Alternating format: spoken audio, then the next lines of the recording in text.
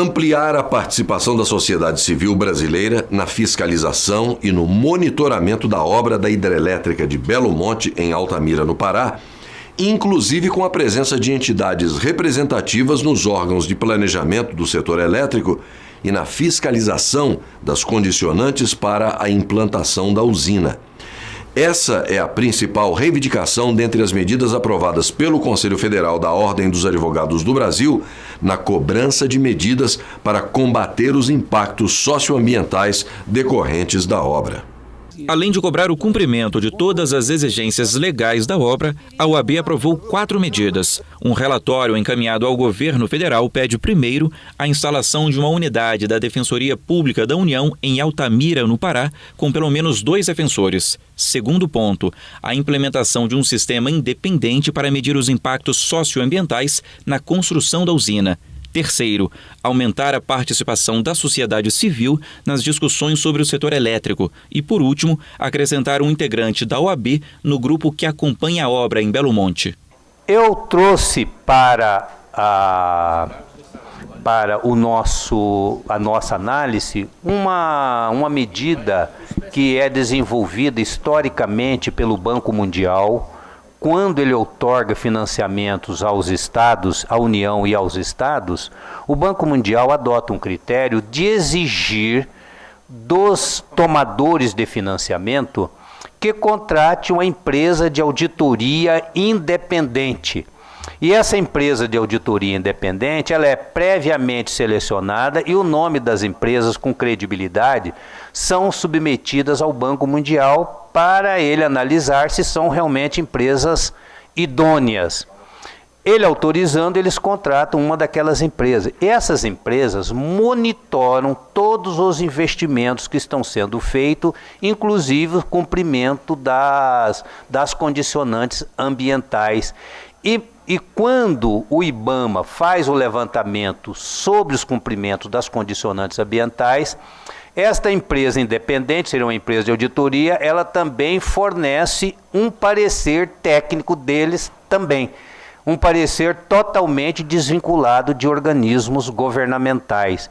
E esses pareceres integram o conjunto de análise pelo IBAMA e pela sociedade civil. Eles são disponibilizados para a sociedade civil. O que eu estou sugerindo ao Conselho Federal é que nós elaboremos uma exposição de motivos ao governo federal, ao Congresso Nacional, ao ministro das Minas e Energia, no sentido de que eles passem a exigir também que nesses empreendimentos os consórcios, as empresas contratantes responsáveis pela realização, que contratem também uma empresa de auditoria independente ou de monitoramento para realizar as avaliações sobre o cumprimento ou descumprimento das condicionantes ambientais, e não só das condicionantes, como todo o plano de impacto ambiental, ou seja, o programa básico ambiental. Só que essas sugestões não foram unânimes. O conselheiro Guilherme Zagallo, por exemplo, opinou por mudanças no relatório. Eu queria propor que, na esteira da recomendação da OIT, seja suspensa a implantação do projeto até que sejam realizadas. O Brasil aderiu espontaneamente à Convenção 69 da OIT. Ninguém obrigou o nosso país ao fazê-lo. Se aderiu, ela entra no direito nacional com força de lei e se torna obrigatória. Se não foi feito, impõe-se a paralisação do empreendimento até que seja feita a oitiva dessas comunidades. E segundo, se a equipe técnica do IBAMA diz que as condicionantes não estão sendo cumpridas e que informações enganosas estão sendo apresentadas ao IBAMA, impõe-se também, por esses motivos, a paralisação do empreendimento até que sejam sanadas essas irregularidades. Licenças ambientais, do popular, não são para inglês ver, são para serem cumpridas. Condicionantes, elas obrigam os empreendedores. Nós, como disse o ministro Joaquim Barbosa, não podemos ser o país do jeitinho. Não está conforme as condicionantes, não está conforme uma convenção internacional ao que o país se obrigou, temos sim que paralisar o empreendimento até que aquilo que nós voluntariamente aderimos, no caso a Convenção 69 do OIT, seja cumprido e as licenças que constavam da licença de instalação também sejam cumpridas. 2 proposições, então, além das 3 apresentadas pelo conselheiro Orestes, por motivos diferentes. Obedecer à recomendação da OIT, da Comissão de Especialistas da OIT, e paralisar o empreendimento até que as condicionantes previstas na licença de instalação sejam cumpridas. Diante do impasse, houve votação entre os conselheiros e, por maioria, a OAB decidiu aprovar o voto do relator Orestes Muniz. Fica aprovado o voto do relator, rejeitada a divergência do conselheiro Zagallo. A decisão da ordem sobre a construção da usina hidrelétrica de Belo Monte foi tomada depois de 3 meses de discussão.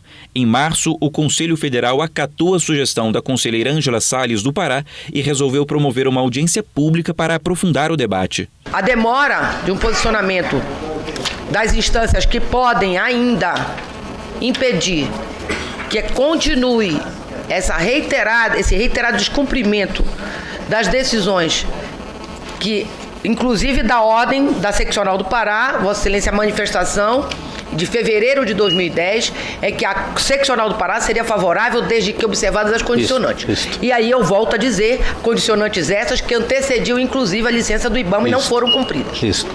Nesse sentido, eu gostaria de ponderar esse Conselho Federal a necessidade de ser debatido, sim, e convidar o Ministério Público Federal do Estado do Pará para vir aqui debater, como foi feito na Seccional do Pará, a Eletronorte, a empresa que venceu a licitação, a empresa que preparou o EIA-RIMA, que é uma ficção. Gostaria de indicar algumas pessoas para que este Conselho Federal as ouça para decidir sobre a necessidade de nós atuarmos efetivamente no sentido de impedir a continuidade sem observância das condicionantes. A audiência foi elaborada por uma comissão formada por 5 conselheiros federais: Ângela Salles, do Pará, Gilberto Pizello e Orestes Muniz Filho, de Rondônia, Jaime Asfora, de Pernambuco e José Guilherme Zagallo, do Maranhão. No mês seguinte, em abril, opiniões contrárias e favoráveis à usina de Belo Monte foram apresentadas no plenário do Conselho Federal.